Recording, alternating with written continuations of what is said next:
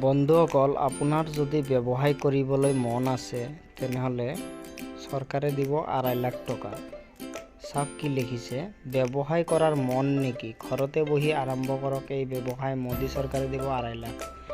চলিত বিত্তীয় বৰ্ষত মোদী চৰকাৰে এই ব্যৱসায়টোৰ বাবে 2.5 লাখ টকা সাহায্য আগবঢ়াইছে। লগতে প্ৰতি মাহে বিক্ৰীত লাভ হ'লে 15% ইনচেণ্টিভো আগবঢ়াইছে। যদি আপুনি নিজাকৈ ব্যৱসায় আৰম্ভ কৰিব বিচাৰে তেন্তে এইটো আপোনাৰ বাবে ডাঙৰ সুবিধা হ'ব। আপুনি কেন্দ্ৰীয় চৰকাৰৰ সহায়ত জনঔষধি কেন্দ্ৰ খুলিব পাৰে।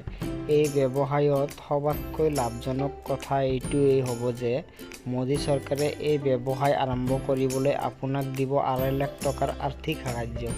ইতিমধ্যে সমগ্ৰ দেশতে এতিয়ালৈকে 5,500তকৈও অধিক জনঔষধি কেন্দ্ৰ খোলা হৈছে। কেনেকৈ হ'ব লাভ?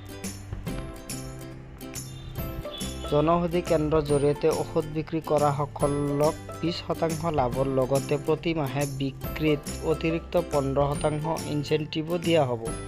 ইনচেণ্টিভৰ অধিকতম সীমা 10,000 টকা। জনঔষধি কেন্দ্ৰ কোনে পাৰিব খুলিব?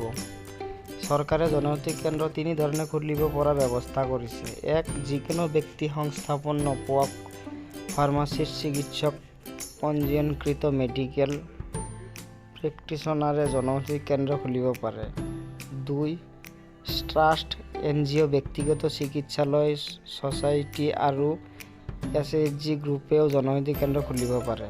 3. ৰাজ্য চৰকাৰৰ ফালৰ পৰা নমিনেট কৰা এজেন্সিও খুলিব পাৰে জনঔষধি কেন্দ্ৰ। প্ৰধানমন্ত্ৰী জনঔষধি কেন্দ্ৰ খুলিবলৈ 120 বৰ্গফুট এৰিয়াত দোকান খোলাটো জৰুৰী। কেন্দ্ৰ খোলা সকলক চৰকাৰৰ তৰফৰ পৰা 900 বিধ ঔষধ দিয়া হ'ব।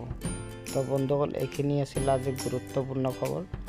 যদি ভিডিঅ'টো ভাল লাগে তে ছাবস্ক্ৰাইব কৰিব, লাইক কৰিব আৰু আপোনাৰ বন্ধু বান্ধৱীলৈ শ্বেয়াৰ কৰিব। ধন্যবাদ।